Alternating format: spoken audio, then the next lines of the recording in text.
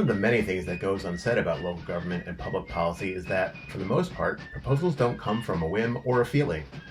Proposals need to be thought about, researched, and vetted. And organizations that do this have been given the nickname think tanks for precisely that reason. This week, Director of Public Policy Ken Girardin of the Yankee Institute, one of Connecticut's most often cited think tanks, joins the Municipal Voice to talk the current legislative session, state budget, and more.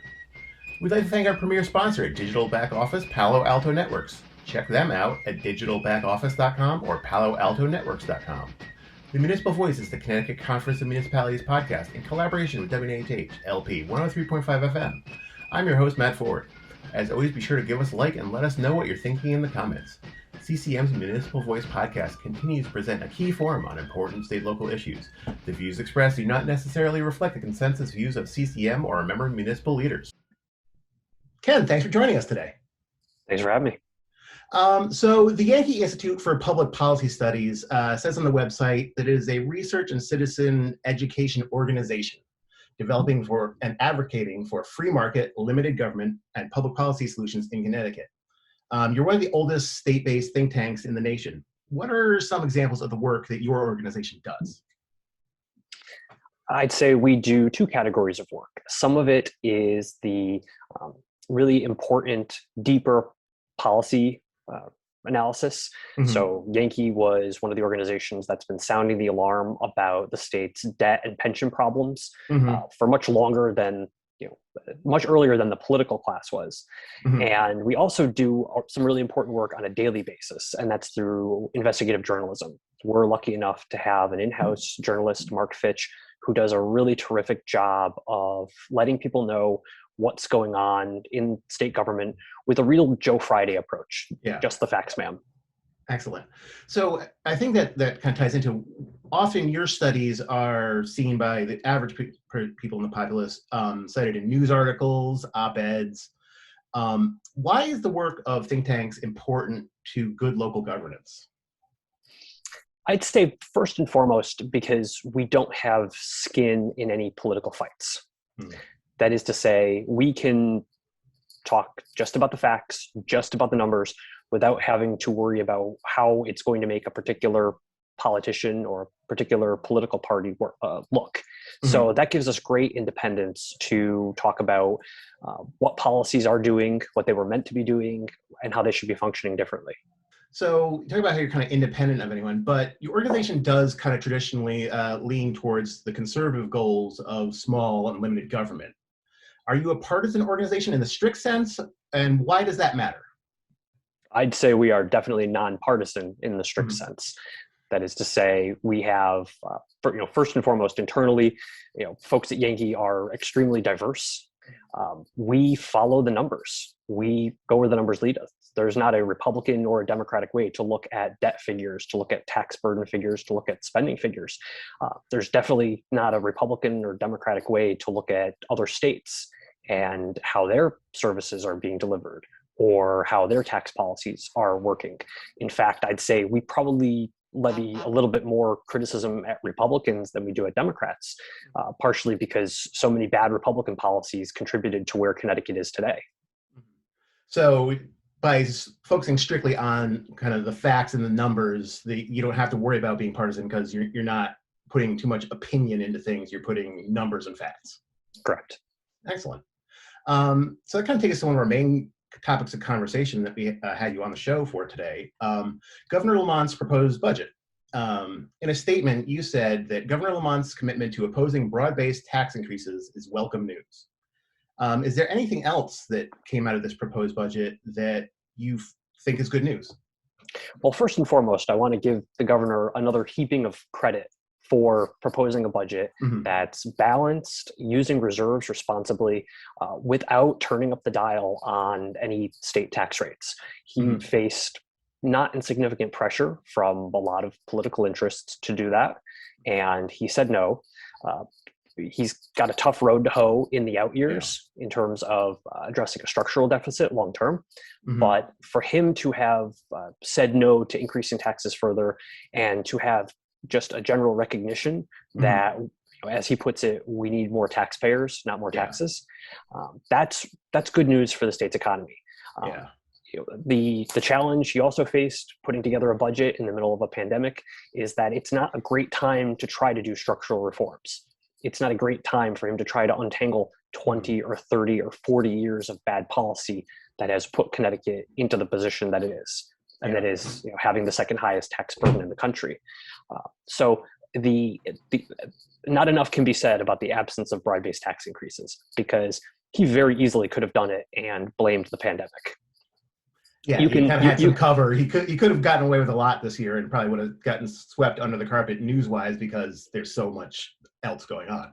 You can take some of the absolute worst public policy solutions, tack on the words "because of the pandemic" at the end, and have a pretty good shot at getting away with it. And he chose the more responsible route, so he deserves a lot of credit for that.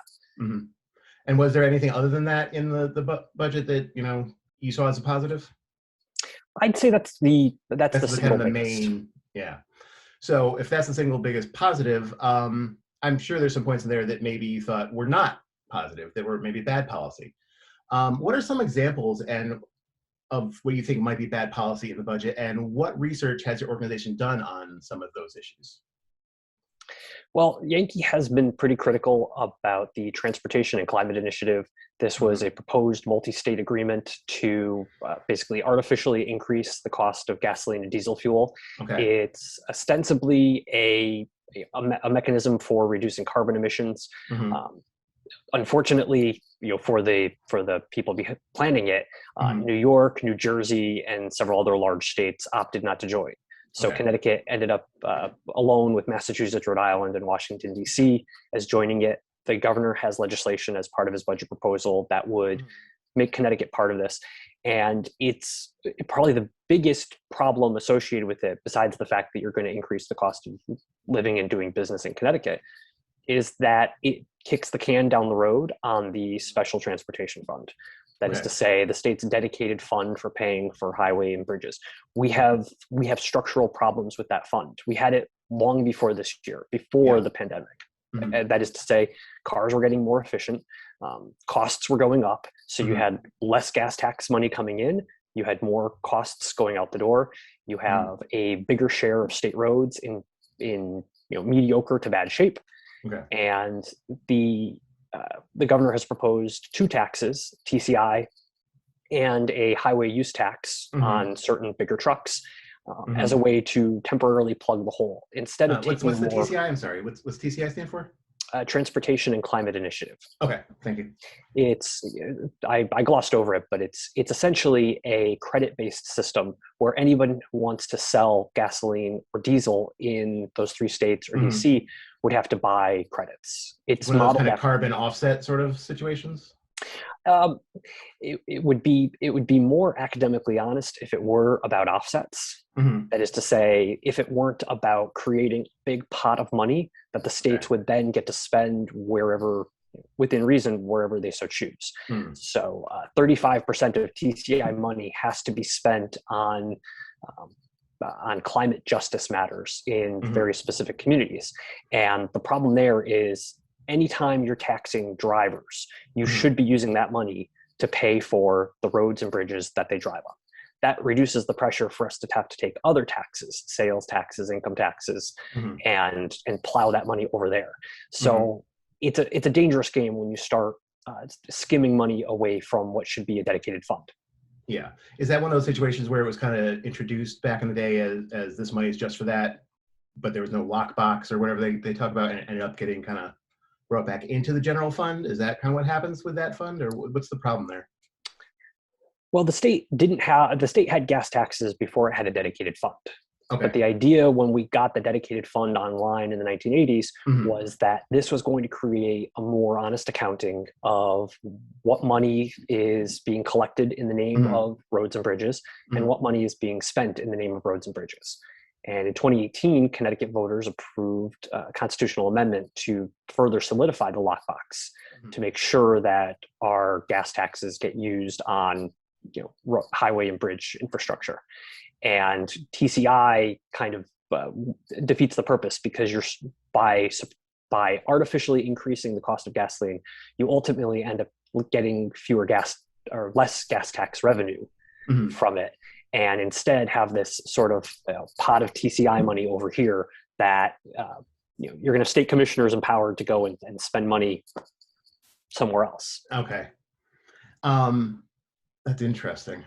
Turning to the legislative session, given that last year was kind of mostly canceled due to the pandemic, there's a lot of ground to cover this year. What are some key issues that your research led you to focus on this year? One thing that I'd want to bring up for for our audience is there was legislation in the Labor Committee that would radically change the way collective bargaining works for local governments and school districts. If I can single out one policy issue that we've watched, and we watch these sorts of things because they are the things that matter from 36,000 feet. They aren't something that are part of our mainstream politics, but they matter. When someone is going to go and do enact a policy that has major ramifications for a very small group of people, in this case mayors and first selectmen, it doesn't become a fashionable political issue. Yeah. But it's hugely important. And when you look at Connecticut over the in terms of where things are going and where things have been over decades, labor policy is enormous. Labor policy is part of the reason why we're talking about Connecticut's bad debt picture. Yeah. It is not from, it's not just from the General Assembly voting each year, like, yes, we're going to have more debt for the sake of having more debt. It is a function of how decisions are made and the state's basically, what I would call skewed approach when it comes to collective bargaining. So we've been watching with pretty great concern a proposal that would radically transform collective bargaining and really put mayors and first selectmen and other local officials in an awfully bad spot. Yeah. Is this State Bill 908 that we're talking about here? It is. Okay. Yeah. It is. And it has this innocuous title about saying that it relates to the right to join a union, which no one was questioning and has been guaranteed in state law and, by the way, the U.S. Constitution for much longer than this podcast has been running. And instead, it changes, it imposes these really nasty unfunded mandates on local governments to, for instance, require every town, city, school district to give each new employee up to 2 hours of paid time for them to sit in a room and get pressured to join a labor union. Okay. Then if the person doesn't join the labor union after that 2-hour pressure session, then the local government or school district has to give the labor union the home address of that person. So the labor union can send people to that person's house and pressure them further there at their homes. Okay. And these are the less crazy parts of the bill. And I know CCM has weighed in on this too. Yeah, I know our advocacy team had some issues with the bill certainly too. I don't know if they were the exact same points as yours, but the overall bill I know that we were very concerned about. And there are other parts of the bill that are plainly unconstitutional, and they will land mayors and first selectmen in federal court having to defend indefendable stuff and incur those costs. And anyone who's familiar with the federal court process knows that when you get sued on First Amendment grounds and you lose, you, generally speaking, have to pay not only your own legal costs, which can go into the tens of thousands of dollars, but you have to pay the prevailing party's legal costs too. Yeah. So this legislation has the potential to cost local governments and school districts tens of thousands of dollars a pop if it's signed into law. You are listening to the Municipal Voice on WNHH LP 103.5 FM. From a Connecticut Examiner article on March 25th, your president, Carol LeBeau, wrote that House Bill 1675, an act concerning education access and opportunity scholarships, would help disadvantaged children have access to the same educational opportunities by wealthier counterparts. But some other people were worried that it would cut into the state's limited financial resources. Can you tell us a little bit about that bill, kind of who's supporting it, and why you think it might be good? Yankee Institute got interested in the concept that culminated in 6175 when we saw the really bad disparity in Connecticut, where we saw schools open and schools closed. I just endured, I shouldn't say endured, I just enjoyed a sustained period of watching a kindergartner try to learn through, in a virtual environment. Yeah. It is tough. It is tough. And it's really troubling that we have kids where it's being decided by what zip code they're in, whether they're in school or whether they're in person. And we looked at what other states had done in terms of giving some parents in those, higher needs communities options for where their kids went to school. And we did a little more research, and we found that Connecticut already has a few organizations that provide folks in those situations scholarships. And 19 states give a tax credit to folks who give to scholarship granting organizations. So we looked at the problem of kids being underserved, frankly, by the local school districts. And we said, what have other states done successfully to help parents in those situations? And where can we build off existing stuff in Connecticut? And the tax credit proposal basically really bubbled together from there. We didn't want to go under the hood on the state education funding formula, because that is, it's very hard to disconnect and reconnect the wires on that one in a way that will be, universally appreciated. But we looked and we said, the state has growing income tax revenues in the out years. You could, looking at the marginal costs of some of these scholarship granting organizations that help families afford private or parochial schools that they otherwise couldn't. You can help kids for $2,300, $2,400, $2,500 each. You compare that with the fact that we're spending more than $20,000 per student in the K-12 system, and that's a bargain. Yeah. And it's something that Illinois uses. It's something that Rhode Island uses. It's something that Pennsylvania uses. This has been proven elsewhere. It's not some kind of crazy new idea. It's been tried. It's been tested. It's out there. Not just tried and tested. In Florida, they found Florida doesn't have an income tax, but they have a corporate tax credit program, and they found that the credit was actually paying for itself, because the scholarships. Every scholarship student is a student that doesn't have to be funded in the existing K through 12 infrastructure. Yeah. So this was a really attractive program and a no-brainer for us. And one interesting thing about the bill is that it's attracted people from all over the political spectrum, because they recognize that the ability to put your kid in in-person schooling and to get that full education shouldn't be decided by where you live. Yeah, that kind of tell you maybe struck on a winner when people who don't normally agree with you are agreeing with you? I reloaded the webpage a few times when I saw names on there, thinking I must be looking at the wrong bill. But again, the benefit is we're not going under the hood on the education formula. We're not trying to reinvent the wheel, and we're not trying to build something from nothing. We already have existing organizations that work with needy families, that work with families that are typically, below 200% of the poverty line. And it's also a surgical approach. We're not saying, throw education money out of a helicopter. We're saying help the kids and the families who need it the most. All right. That sounds good to me. Talking about education, you've been stuck home doing education with a 5-year-old for the last year. But as we move closer and closer to something normal, there's going to be a need effort to bring strong parts of our economy back that were hit by the pandemic. One report was suggesting that we will recover by the end of the year. Do you think it's that, recovery that quick as possible? And what would we need to do to get there? I am bearish on the private sector jobs recovery projections in the near term, partially because we need to look at what Connecticut's pre-existing conditions were. In 2017, 2018, 2019, the state added virtually no new jobs. And I'm not going to, and this is one of the benefits of working at Yankee as opposed to working in partisan politics.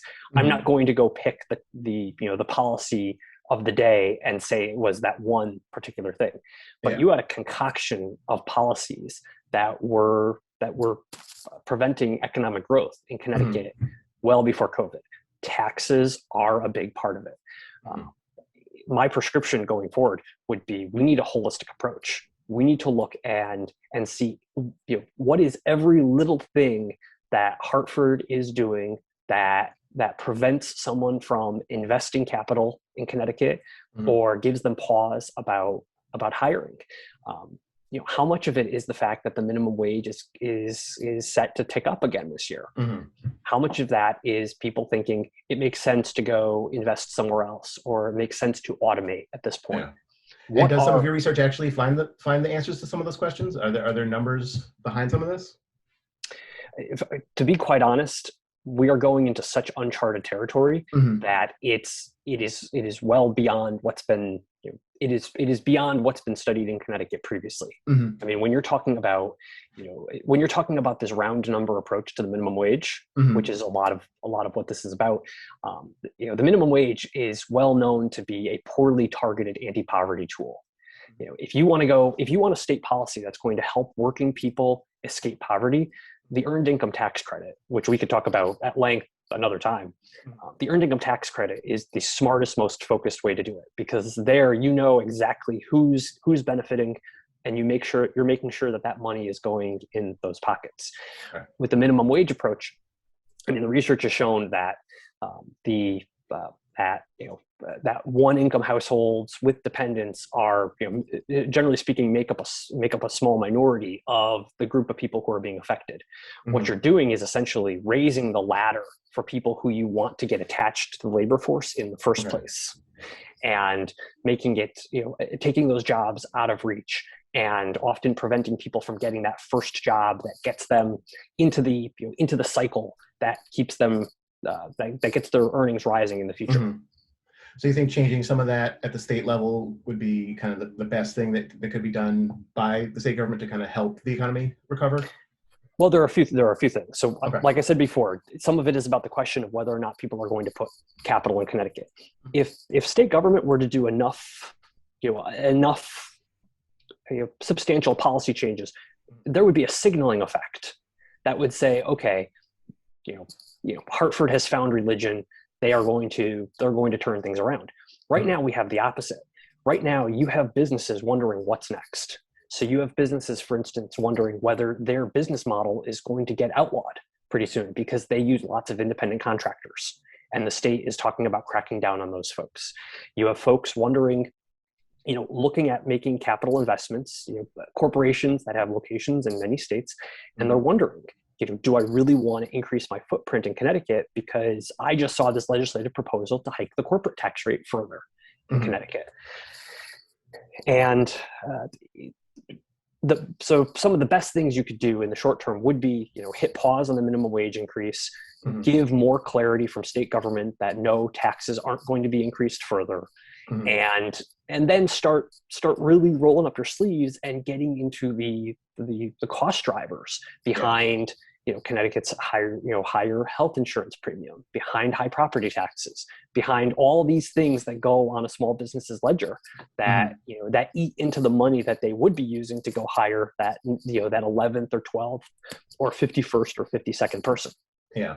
In your picture of where Connecticut needs to go, what do we need to do to successfully reopen?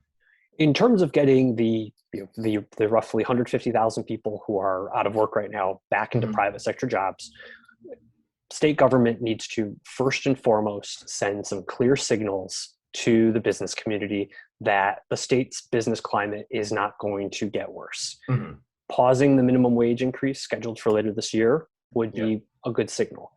The governor's already made a good signal by saying that he's going to resist further tax increases. The governor could also probably make a big help to the economy by signaling that they're not going to take a blowtorch to employer-employee relationships with respect to independent contractors. There's a lot of talk about that issue with respect to ride sharing, with respect to Uber, with respect to Lyft, and there are folks who think that Uber and Lyft drivers should be treated as employees. And this isn't just about compensation. It has to do with workers' comp liabilities and employment liabilities. And the trouble there is, if you try to go and regulate Uber and Lyft broadly, you start dragging in all sorts of other industries that rely on independent contractors, because the workers often want that flexibility, and the employers need that flexibility to make their business model work in Connecticut.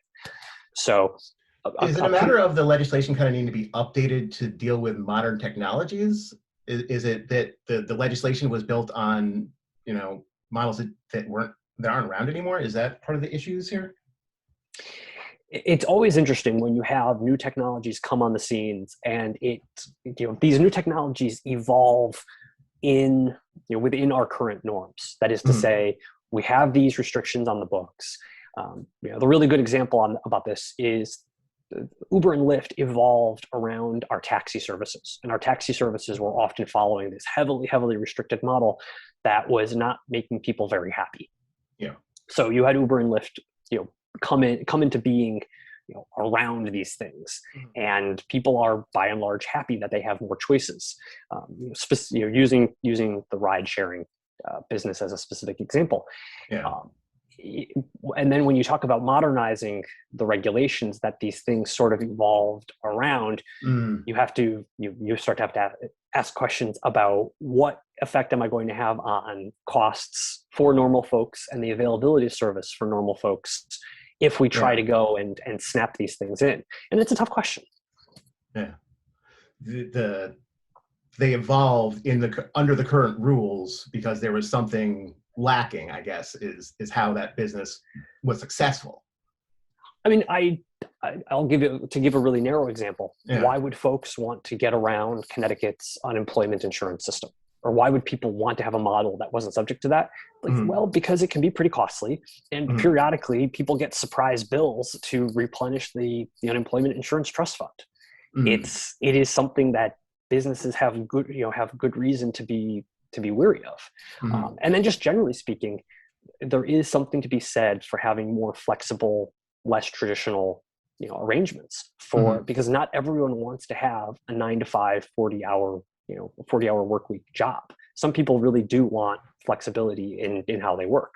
And again, Uber and Lyft becomes like the really visible part about this. Yeah. But there are all sorts of things going on in the economy that you can't see, I can't see, and policymakers don't see. And the real danger is you don't discover how important these things are until they get regulated. So California really cracked down on independent contractors, and it hurt lots of people who you wouldn't view as you would put them in completely separate categories from gig economy drivers, but they are they're graphic designers, they're coders, they're people who are working out of their houses, and suddenly they're writers, and suddenly they can't get work because the people they used to work with don't want to take them on as W-2 employees. I've been a gig worker in the past, and that would be tough. One other kind of economic aspect that's kind of been very interesting during this pandemic times in Connecticut is the trends in real estate, with parts of Fairfield County and stuff, people from New York flooding and going nuts. Do you think that there's going to be a long-term reversal of trends in the housing market, kind of net positives for the first time in years? Well, during COVID, we saw a surge in an existing trend. New York City is 8 million people in 5 boroughs, and there is always a churn of folks, of foreign immigration, of domestic migration, and then people who want to move away from the density. They want a yard. They want suburban lifestyle. So they go to New Jersey, they go to Long Island, they go to the Hudson Valley, they go to Connecticut. What we saw was a really momentary cranking up of the flow in that existing trend. And then it's basically been dialed back since then. The bigger question is, what can Connecticut be doing to capture a bigger share of that constant flow? Because Connecticut has some competitive advantages compared to New Jersey and Long Island, which I'm going to avoid joking on because I know this is going to be on the internet. But we only capture a pretty small fraction of that constant trend. And these are folks who are willing to commute. These are folks who might have to make an appearance, especially now, once a week or once every 2 weeks in Manhattan.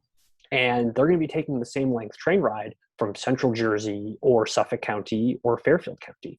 So there's a great opportunity as people become more and more remote for Connecticut to capture a bigger share of those folks. Yeah, you don't need to be in Manhattan, but you still need to be able to get there one day a week or something like that without too much trouble. And I should mention that there's a big Supreme Court case potentially coming down the pipe. It's not clear whether the court is going to rule, but the state of New Hampshire has sued the Commonwealth of Massachusetts over the extent to which Massachusetts can tax New Hampshire residents on the days they're working from home. New Hampshire doesn't have a personal income tax. Massachusetts has a 5% income tax. If New Hampshire prevails and folks can pay Connecticut's much lower income tax rates when they are working from home somewhere in Connecticut, rather than having to pay New York State tax rates for all those days, there's going to be a huge incentive for people to work, to not only work from home, but to move to Connecticut specifically to work from home. And then just take the Metro North into the city whenever they absolutely have to. But for folks working in the finance sector, where the average salary is $400,000 a year, you're talking about like measurable cash savings every day that you can work from home. Yeah, New York State tax. And isn't there even like a New York City tax on some things? There is, but that's only on folks who reside in the city. So that would, that differential would increase the incentive to move out of Manhattan to Connecticut in the first place. But separately, you'd have the folks who are looking at, living outside the city. For them, Connecticut would become even more attractive than it already is. Excellent. So Ken, is there anything else that you at the Institute are looking at in the upcoming year of interest to people at home? We're paying attention to the way that the state is sharing revenue with local governments. One problem we've seen over decades, frankly, is that the General Assembly essentially how do I put this as delicately as I can? They would rather do nice things periodically for local governments through additional pilot funding or additional revenue sharing than they would to make life better for for our local officials, to make life easier for them and relieve some of these unfunded mandates. And our thinking at Yankee is basically that 80 cents of mandate relief is better than $1 of local aid, simply because local aid is one of those dials that the legislature can always turn in a pinch if they need to save money. And we've been going from budget crisis to budget crisis to budget crisis long before COVID. And we will face more budget crises going forward because of the volatility of our tax revenue.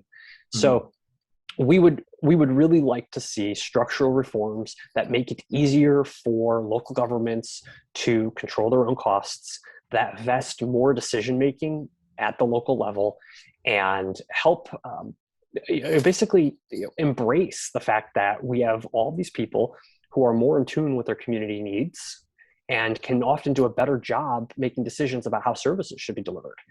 So we would, in the grand scheme of things going forward, we'd like to see a much bigger move towards localism. Excellent. Well, Ken, thanks so much for joining us on the Municipal Voice today. Thanks for having me. We'd like to thank our guest, Ken Girardin of the Yankee Institute. I'd like to thank our premier sponsor, Digital Back Office Palo Alto Networks, who you can check out at digitalbackoffice.com and paloaltonetworks.com. The Municipal Voice is a co-production by CCM and WNHH 103.5 FM.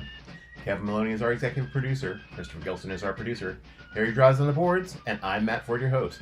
Be sure to check out our Facebook page and give us a like, and watch out for our CCM chat series on our YouTube page.